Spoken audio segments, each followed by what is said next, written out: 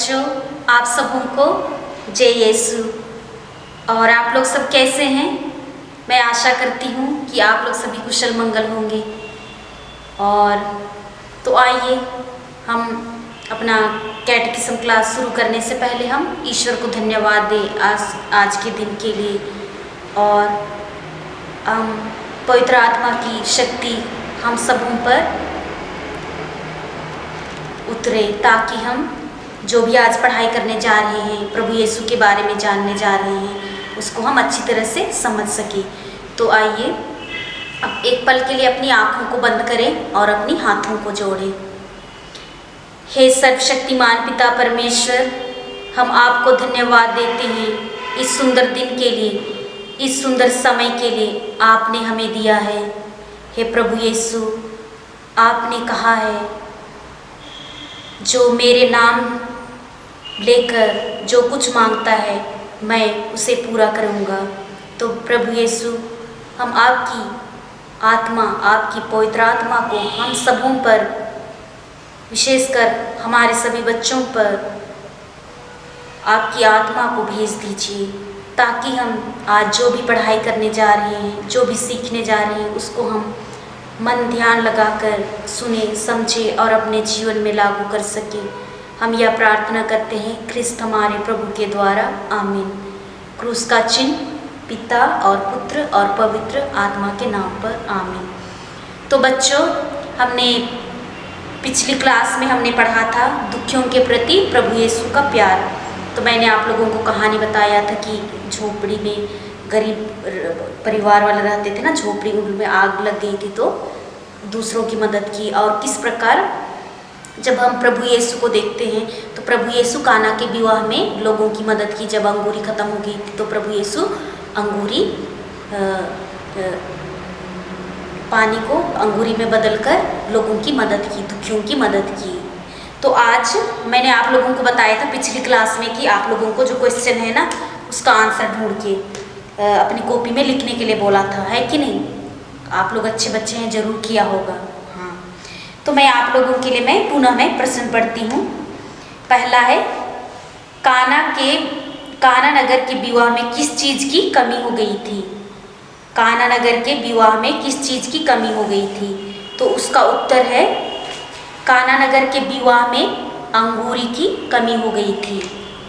फिर दूसरा प्रश्न है, प्रभु यीशु ने लोगों की परेशानियों में उनकी किस तरह मदद की?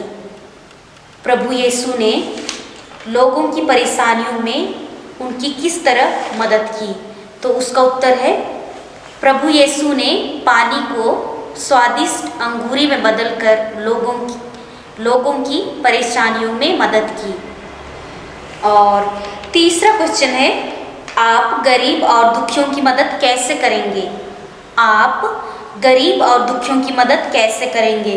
तो इसका उत्तर है हम प्रार्थना द्वारा उनके दुख और तकलीफ में साथ होकर उनकी सेवा करेंगे, उनकी आवश्यकताओं को पूरी करते हुए गरीब और दुखियों की मदद करेंगे। तो बच्चों, आप लोगों ने जरूर लिखा होगा, मुझे विश्वास है। और आप लोगों के लिए है, याद कीजिएगा, बाइबल से है, वो जरूर आप लोग किया होगा। तो मैं पुनः पढ़ना चाहूँगी। स्वर्णिम नियम, संत मत्ती का सुसमाचार अध्याय 7 वाक्यांश 12 में है, दूसरों से अपने प्रति जैसा व्यवहार चाहते हो तुम भी उनके प्रति वैसा ही किया करो, यही संहिता और नबियों की शिक्षा है। मैंने पिछले वीडियो में आप लोगों को ये जो वाक्यांश कहाँ से लिया है मैंने आप लोगों को बताया है। तो और क्वेश्चन है आप लोगों के लिए, प्रश्न है, खाली जगहों को भरिए। वो आप लोगों को मिलेगा पेज नंबर 33, जो पाठ्य पुस्तक है हमारा विश्वास प्रशिक्षण श्रृंखला 4 में पेज नंबर 33 में। तो आप लोगों को मिलेगा, काना नगर के विवाह भोज में खलिस्तान खत्म हो गया था। क्या खत्म हो गया था? अंगूरी खत्म हो गया था। खलिस्तान में क्या भरना है? अंगूरी। दूसरा है, वहाँ पत्थर के खलिस्तान मटके रखे हुए थे। मतलब कितने मटके रखे हुए थे? तो कितने मटके रखे थे? 6 मटके रखे थे। और तीसरा खालिस्तान है, प्रभु यीशु ने कहा इन मटकों में खलिस्तान से भर दो। क्या से भर दो? पानी से भर दो। और चौथा है पानी खलिस्तान में बदल गया। पानी खलिस्तान में बदल गया। तो उसका उत्तर है पानी स्वादिष्ट अंगूरी में बदल गया। और पांचवा है यह घटना गलीलिया के खलिस्तान में हुई। तो इसका उत्तर है यह घटना गलीलिया के काना नगर में हुई।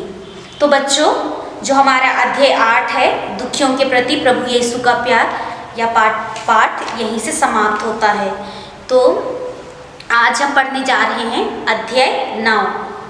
अध्याय 9 में यह है प्रभु यीशु ने गरीबों को प्यार किया। प्रभु यीशु ने गरीबों को प्यार किया।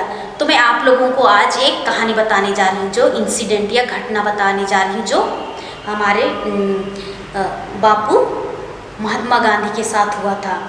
एक दिन महात्मा गांधी अमीर व्यक्ति के यहाँ गए, अमीर आदमी के घर में गए। तो आप लोग ध्यान से सुनिएगा, ठीक है। एक दिन महात्मा गांधी एक अमीर व्यक्ति के यहाँ पहुँचे।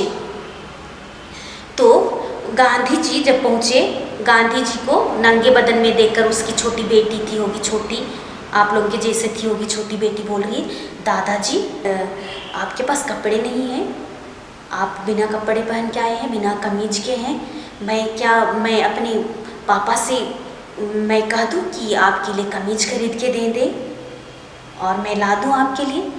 तो बापू क्या बोलते हैं, बेटी, प्रिय पुत्री, मैं बहुत खुश हूँ, आपने अपना प्रेम मुझ पर दिखाया। देखो, भारत में ऐसे 20 करोड़ या उससे अधिक लोग हैं जो बहुत गरीब हैं। वे कपड़े, उन लोगों के पास कपड़े खरीदने के लिए तक पैसा नहीं है, उन लोग बहुत गरीब हैं। तो मैं उन्हें अपना भाई और बहन मानता हूँ। उन लोगों के पास पैसे नहीं हैं, उन लोग कपड़े खरीद नहीं सकते हैं, उन लोगों के पास मकान नहीं है, विशेषकर वस्त्र नहीं है, कपड़े कमीज नहीं है ना, अपने लिए अपना बदन ढकने के लिए कपड़े नहीं हैं। तो मैं उन लोगों को अपनी भाई और बहन समझता हूँ। तो इसीलिए अगर आपके, वो बेटी को बोलता है ना, छोटी लड़की को बोलता है कि अगर आपके घर के आसपास भी कोई ऐसे व्यक्ति है तो आप अपने माता पिता को कहिए, अपने माता पिता को बोलना कि उन लोगों के लिए कपड़े खरीदें और बांट दें। अगर ये सब आप करेगी तो वो सब मैं समझूंगा कि आप मेरे लिए किया, ये अच्छा काम मेरे लिए किया। तो देखो बच्चों, महात्मा गांधी लोगों को, गरीबों को बहुत प्यार करते थे। क्योंकि उसके पास बहुत पैसा था, बहुत धन थी, महल में रहने वाले थे, लेकिन वो गरीबों जैसे जीवन बिताए। धनी थे लेकिन भी वो गरीबों की तरह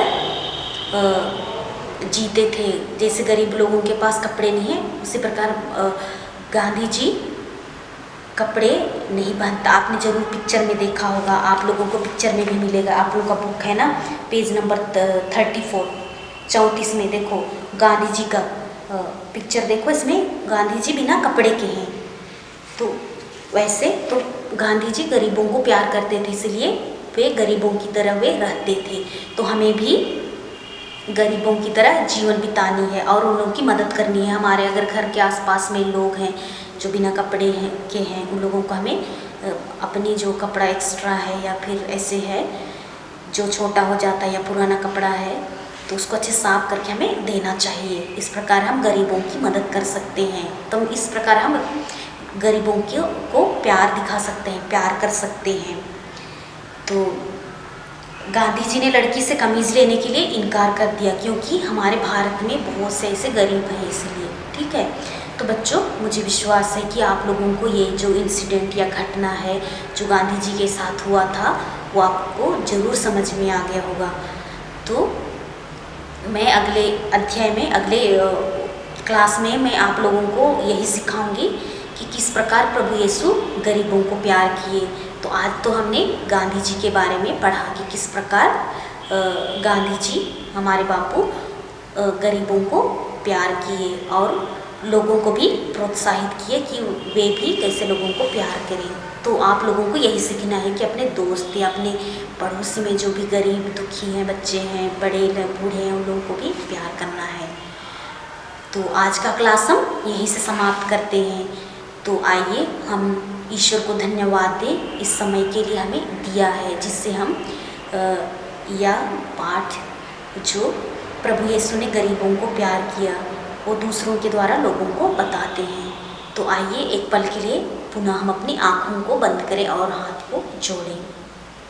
हे सर्वशक्तिमान पिता परमेश्वर, हम आपको धन्यवाद देते हैं। आपने हमें यह सुंदर शिक्षा आपने दी कि हमें गरीबों से प्यार करना है, गरीबों को प्यार करना है।